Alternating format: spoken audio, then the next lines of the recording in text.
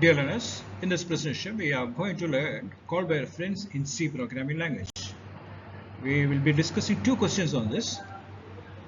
Our first question is sort two numbers using function and pointer mechanism. So we have the first part of the program, our main program. So we have two variables A and B. They have values. Now the function is being called by the statement swap AB, and this time we have to pass the address of the variable A and B. So use the notation ampersand A, ampersand B, and the function will find the answer, and directly the answers will be placed in variable A and B. So in the last line, the main program will print the answers with the help of the last line. Printf numbers are ampersand A equal to percent D, comma B equal to percent D, comma A, comma B. So the A and B will be having the final answers. Let us see how the function will manage that. So when the address of A is passed, that will be stored in the pointer P, and the address of B will be stored in the variable Q. So we have two pointers P and Q, each will be representing A and B. So within the program we are using a temporary variable T so that we can smoothly extend the values. So T equal to star P. So star P is now pointing to A. So the first value will be moved into variable T. The second line star P equal to star Q. That means the second value, that means the value in B variable will be moved into the location pointed by P. So that means the second value will be moved into variable A.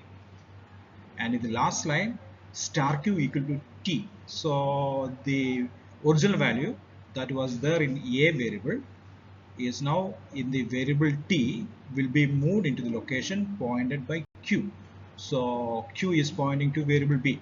So the value that was there in A will be now moved to variable B. So the call function swap AB will use the pointer mechanism to exchange the values directly within the original variables A and B. Let us move to the second question. Here we are trying to manage an array with the help of function and pointers. So here is the program. We are creating an array A. Then let there be n number of input values. So we are reading all n values using the for loop and scanf method. Then let us assume we engage the function larg array for finding the largest of n numbers in the array. And since we are using the pointer mechanism, name the array name when the function is being called.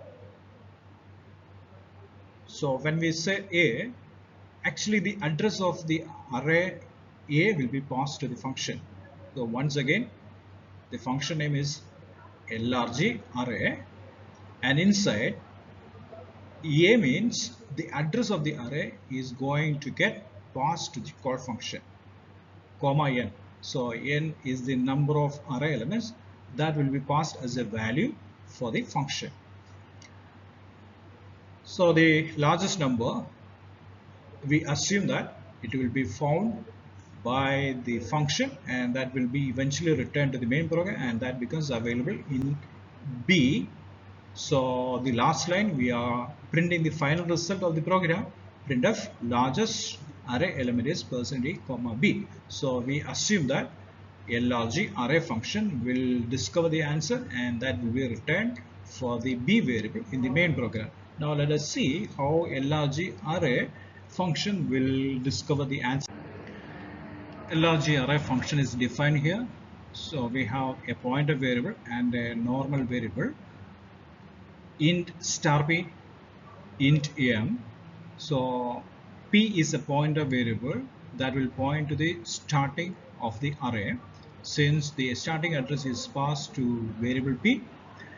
Now inside the program we are declaring two normal integer variables T and J. Now T will contain the first value from the array with the help of the statement T equal to star P. So the first member the member at A0 will come into variable t. Next, we are using a for loop for comparing all values in the array versus the value inside t. And anytime we see that the current value in t is less than the element compared against in the array, we arrange for an exchange. We bring in the largest value from the array into variable t. And the statement p++ will increment the array so that we point to the next element in the array. After one comparison, if we want the next element a1, p++ will increment the pointer so that from a0 we point our pointer to a1. So this will continue for all the n elements of the array, and once the search is complete, we have the final result in variable t. And the last line, return t, will return the largest value for the main program. And in the main program, as we had seen, there is a last line that will print the result largest number that is stored in the variable t. Next, to conclude, we have discussed two programs using call by reference method, and in both methods we have seen that the address of the argument is passed to the function with the help of ampersand operator, and this method has allowed us to change the actual value in the memory location itself without returning the value for the main program from the function, as we have seen in the first program. And in the second program, we have seen that when we are handling the arrays using functions and pointer methods, the entire array will not be passed to the function. Only the starting address of the array or the base address will alone get passed from the main program to the function that is being called. Thank you. Hope all of you have understood.